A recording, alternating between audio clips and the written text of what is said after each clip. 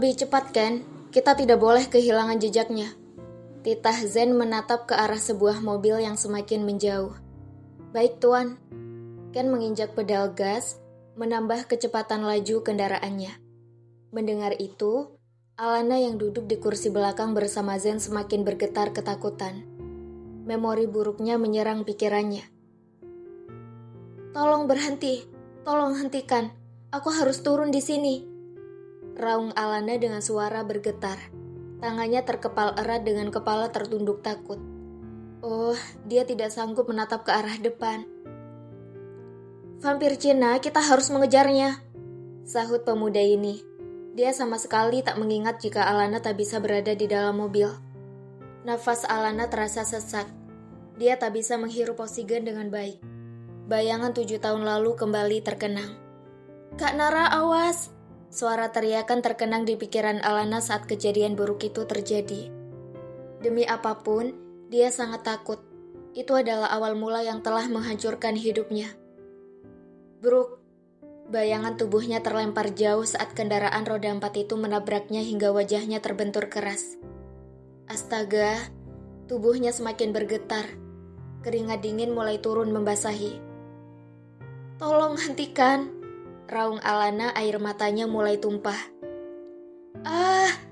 Teriaknya, sembari menutup wajahnya dengan telapak tangan. Zen yang duduk di samping Alana tersentak kaget mendengar teriakan dan raungan Alana. Mengarahkan manik matanya ke arah Alana. Ada apa dengan perempuan ini? Sakit, sakit, sakit, raung Alana dalam tangisan. Sakit.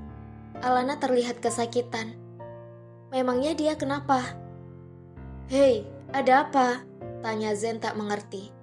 Ia pun mulai panik mendengar keluhan perempuan ini. Terlebih dia menutup wajah sembari menumpahkan tangis. Aku tidak ingin menderita lagi. Raungnya semakin keras saja tangisan Alana. Zen lalu mengulur tangannya untuk melihat keadaan Alana. Hei, kau kenapa? Tanya lagi. Zen mengarahkan tubuh Alana menghadap ke arahnya. Zen bisa merasakan jika tubuh Alana bergetar. Tangis Alana semakin keras. Semakin gelagapan saja Zen. Hei, vampir Cina, kau kenapa? Jangan bercanda. Nada suara Zen terdengar khawatir. Bagaimana tidak?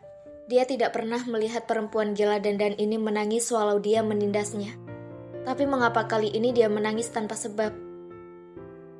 Jangan tabrak aku, jangan tabrak aku. Suara Alana terdengar lirih. Jangan tabrak. Apa maksudnya? Batin Zen. Hei, ada apa denganmu? Zen mengguncang tubuh Alana agar berhenti meracau. Jujur Zen mulai panik. Alana membuka bekapan tangan di wajahnya. Hanya terdiam. Bibirnya terkunci tak mampu mengeluarkan suara lagi menatap wajah Zen yang terlihat cemas. Lalu pandangannya mulai berpendar titik putih.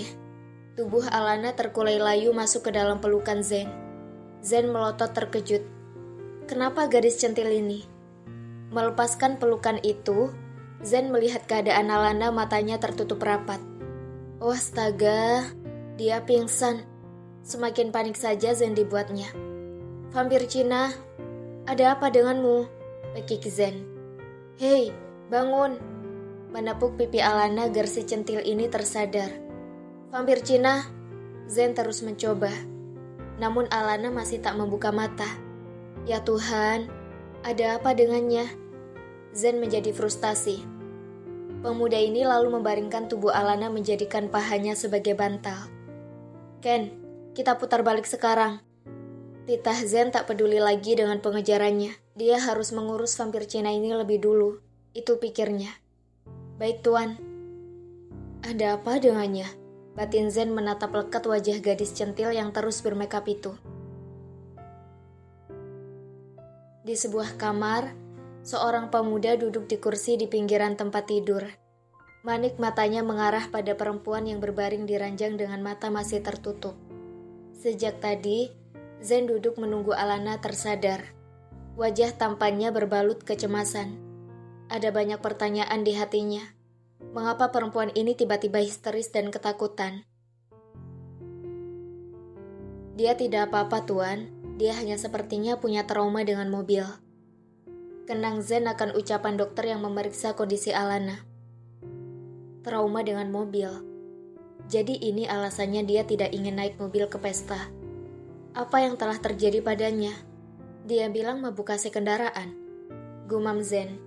Malam ini dia melihat sisi rapuh dari perempuan yang dipikir hanya tahu berdandan itu. Tret.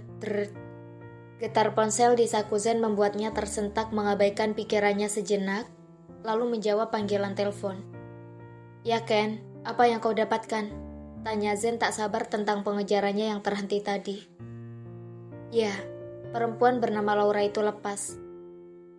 Kami sudah tahu ciri-ciri perempuan itu, Tuan. Sekarang hanya mencari dan mencocokkan identitasnya. Tentang siapa dia, senyum seringai terbit dari wajah Zen mendengar laporan Ken. Bagus, lakukan secepatnya. Oh, apakah perempuan yang diceritakan vampir Cina ini benar adanya?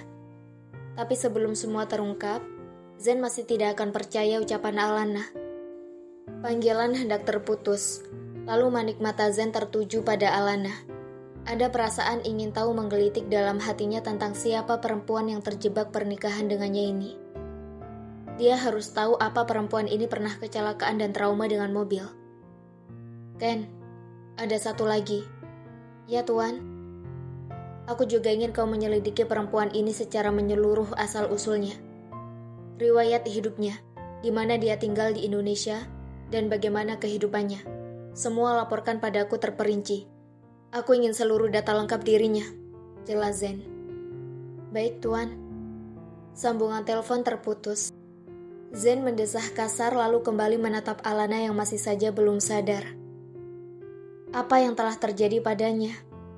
Zen memperhatikan wajah Alana lekat, sedikit meneliti. Dia mengakui wajah itu cantik dan itu pasti karena make up. Ia kemudian mendengkus, tergelak menggelengkan kepalanya pelan melihat make up tebal yang ia tebak berlapis-lapis dan tak mungkin bisa terhapus dengan mudah. Namun sang pemilik wajah terus saja khawatir riasan itu luntur bahkan saat mengejar Laura adalah hal yang genting. Tapi dia tetap saja mengingat untuk memperbaiki make up-nya.